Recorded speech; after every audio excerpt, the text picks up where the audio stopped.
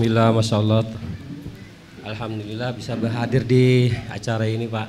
Kami dari Buton, nama Umar, biasa dipanggil Omeng. Untuk pemanfaatan luahan kelapa, pemanfaatan kelapa yang kita bicarakan di sorry, Pak. ulang Pak, gimana Pak? Pemanfaatan apa? Pemanfaatan kelapa. Kelapa. Nah, buah, sabut atau apanya? Buahnya Pak. Wah, buah kelapa banyak manfaatnya Pak.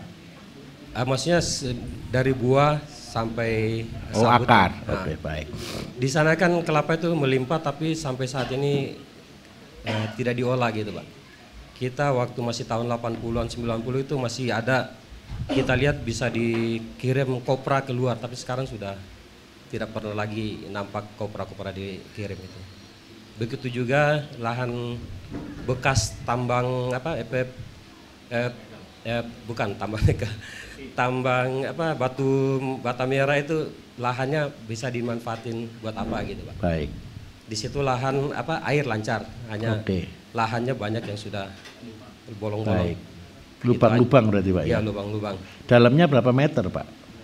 Kalau di lokasi kita itu kan, lokasi saya di atas, ke jurang itu sekitar ada 10 meter, ada yang 15. Di bawah itu ada yang tanam sawah juga sih. Betul, baik. Hanya di atasnya itu kebanyakan tanah tidak subur. Baik. Ya itu yang digunakan batu bata itu. Itu aja Pak, terima kasih banyak. Baik. Kalau kelapa Bapak Ibu, kelapa untuk apa manfaatnya kira-kira? Sebenarnya banyak sekali. Nomor satu Pak, kalau boleh produksilah minyak Pak. Ini enaknya minyak dari kelapa tidak perlu izin Pak. Kalau minyak dari sawit izinnya rumit Pak. Ngolah sawit jadi minyak itu tidak mudah. Kalau Bapak ada kelapa tidak perlu izin bisa buat minyak kelapa Pak. Saran saya Bapak buat minyak kelapa. Pengawetannya terakhir Bapak berikan pandan. Paling aman pandan. Jadi kan resiko begini Bapak Ibu. Tengik ya, tahu tengik ya? Untuk mengatasi tengik itu salah satunya dikasih daun-daun yang bisa menyerap itu adalah salah satunya daun pandan. Terus yang kedua, jadi seandainya Bapak mau terintegrasi gara-gara masalahnya adalah kelapa murah. Minta maaf, di sana kelapa berapa satu biji Pak? Kalau di petani sekitar 2-3 ribu. Wow, sudah mahal berarti. Itu di petani, di pohon? Di atas?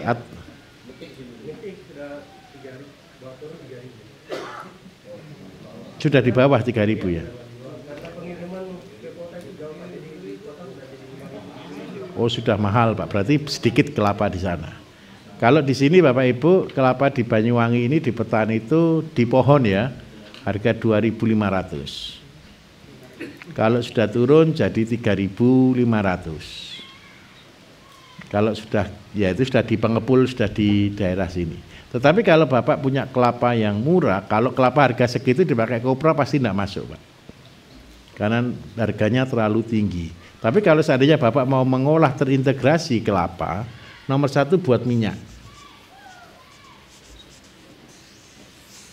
Minyak ada ampasnya, namanya, tahu yang di atas kalau bakar goreng itu Bapak Ibu? Ya blondo ya. Blondo itu untuk nutrisi. Ya kalendo, boleh. Nutrisi.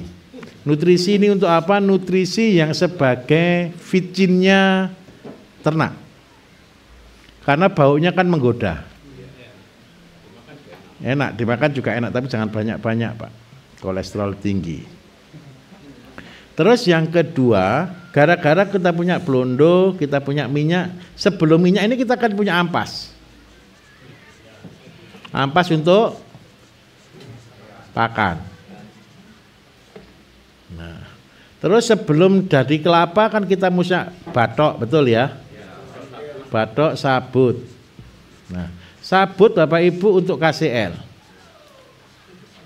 Cara buatnya, sabut kelapa tinggal direndam air laut. Sabut kelapa direndam air laut biarkan 2 bulan. Sabutnya jadi media tanam, airnya jadi KCL cair. Gratis atau beli kira-kira kalau begini? Sudah gratis. Laut dekat Pak ya? Dekat, oke. Terus yang berikutnya batok. Batok diolah jadi apa? Jadi arang. Nah Bapak Ibu akhirnya punya, anggaplah arang, punya sabut. Sabut ini jadi media tanam, tinggal tambah kompos. Sudah jadi media tanam bagus. Arang terbaik adalah batok kelapa. Dia disebut sebagai arang aktif. Arang aktif itu pembunuh virus, pembunuh bakteri, dan pembunuh jamur. Sebenarnya Bapak Ibu, minta maaf ya, kalau sudah tahu teori integrated farming kayak gini, tinggal di hutan betul enggak bisa hidup enggak kira-kira? Berarti ketika saya ngomong taruh saya di hutan 3 tahun tetap jadi miliarder, bisa atau tidak kira-kira? Bisa. Jadi apapun masalahnya kalau kita terintegrasi selesai semuanya. Gara-gara saya punya pakan, gara-gara cuman ampas, saya kasih ayam, ayamnya pasti gemuk-gemuk walaupun berlemak. Terus pendapatan harian saya jualan minyak yang utama. Paham ya? Minyak ini jadi penghasilan utama Pak, yang lain-lain jadi bonus. Jadi gara-gara ini punya media ini bisa tanam apapun, medianya apapun. Kalau boleh tanamlah tanaman-tanaman horti. Kalau sudah ada kelapa dengan K tinggi, kira-kira apa yang kita harapkan? Tanam apa? Yang mahal-mahal boleh, cabai, semangka, melon, tomat, tanam di situ. Cabai paling mahal enggak Pak di Butuan Pak? Satu kantong kecil. 1 on atau 1/4 kilo. Kecil gini aja. Oke. Sedikit aja, betul. Nah, saya minta tolong. Apa yang menjadi kebutuhan orang luar Jawa Bapak Ibu senangnya kan makan cabai minta ampun. Nah saya minta tolong tanamlah yang pasti laku. Kalau saya ada batok kelapa saya lebih senang tanam cabai. Awet tanamannya, hijaunya awet. Dan hijaunya hijau gelap. Dan yang paling keren pedesnya 2 kali lipat.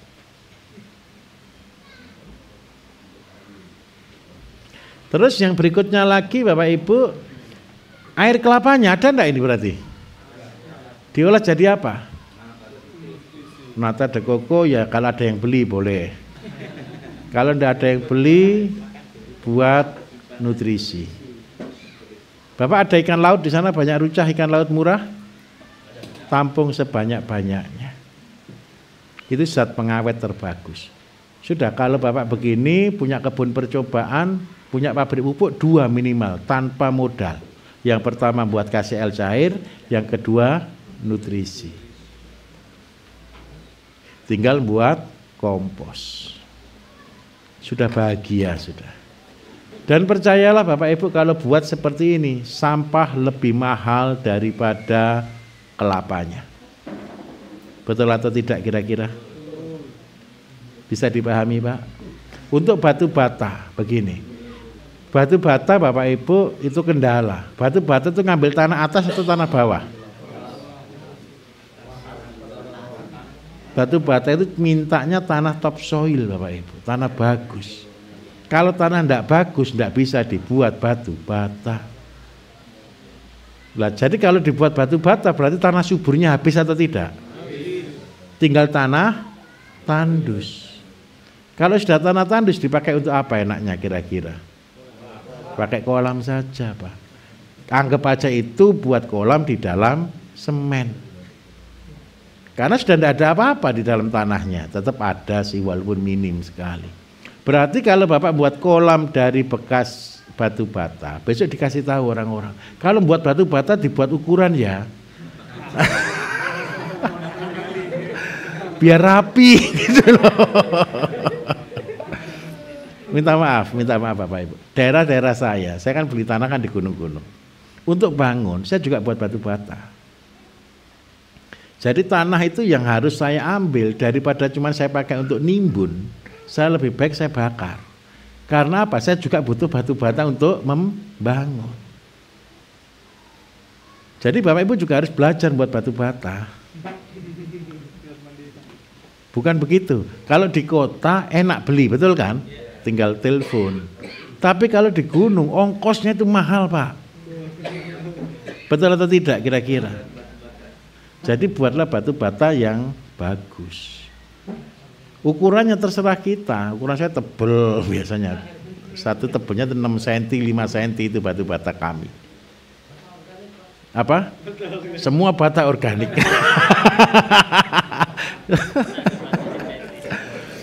Jadi Pak, pesan saya cuma satu. Kalau membuat batu bata, dibuat kolam. Jadi kalau dibuat kolam, tolong dibuat rapi. Kemudian yang kedua, karena ini batu bata, berarti tanahnya tandus, supaya airnya bisa bagus, berarti perlu dikasih mikroba. Mikrobanya kemarin dari mana kalau kolam yang seperti ini? Dari rumen sapi. Bapak kasih rumen sapi dengan dosis 1 karung per 100 meter. Tujuannya supaya untuk pengembangan bakteri awal. Ketika bakteri sudah mulai tumbuh, nanti tanahnya ini akan jadi subur kembali juga beberapa waktu kemudian. Saran saya gunakan untuk ikan, apalagi airnya mengalir, Pak, bahagia. Sudah. Nah, kalau sudah punya kolam ini, Pak, ampasnya kelapa tadi tolong nggak usah dikasihkan ke ayam, Pak.